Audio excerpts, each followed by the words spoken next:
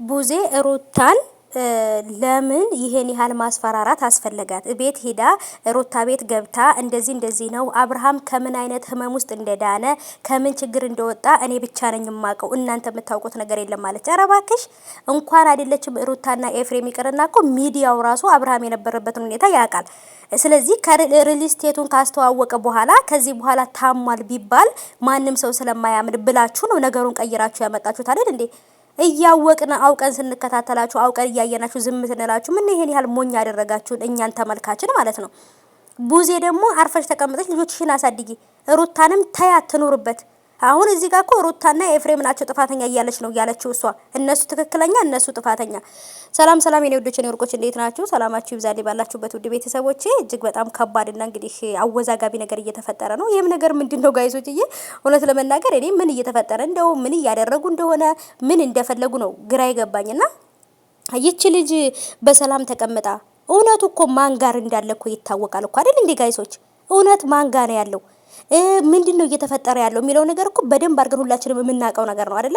ስለዚህ ያን እውነተኛ እያወቅን ለምንድነው እውነቱን አውቀን ዝም ስንል እውነት ያልመሰላቸው? እውነት ለመናገር እኔ በጣም ግራ እያጋባኝ ያለ ነገር ይሄ ነው ማለት ነው። ስለዚህ እውነቱን እናውቃለን። ሩታ ተበዳይ ናት። ባላደረገችው ነገር ሄርሜላ ባጠፋችው ጥፋት ነው ሩታ እየተወቀሰች ያለችው።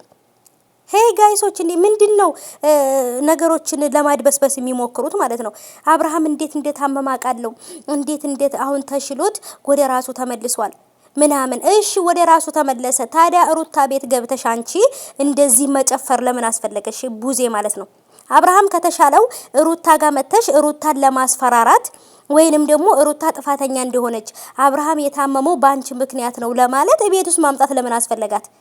ትክክለኛ ሩታ ጥፋተኛ ከሆነች አብርሃም ራሱ ካልመረጣትና ሩታና ልጄን ትዳሬን ብሎ ካልመጣ ውሽማዋን እዛ ጋር እየተልከሰከሰ ከውሽማው ጋር መኖር ከፈለገ ለራሱም ለቤተሰቦቹም ክብር ከሌላት ሴት ጋር አብሮ መኖር ከፈለገ ቤተሰቦቿን የማታከብር ለቤተሰቦቿ ክብር የሌላት ለቤተሰቦቿ ቦታ የሌላት ወንድን መርጣ ለሄደች ለሄርሜላ ብሎ ቤተሰብ ያልወደደው ነገር ቤተሰብ ያልመረጠላችሁ ትዳር መቼም ቢሆን አይቀጥልም። ስለዚህ ቤተሰቦችን አልፈልግም ብሎ ትዳሩን አልፈልግም ልጅን አልፈልግም ብሎ ቤተሰቦቿንም አልፈልግም ብሎ እሷ ጋር ብቻ ኖራለሁ ብሎ ሄርሜላን ከመረጠ ይሂድ። ምክንያቱም የማይረባ ወንድ እኛም ጋር መጥቶ እኛንም አይረባንም አይደለ? ህይወታችን ያበላሻል እንጂ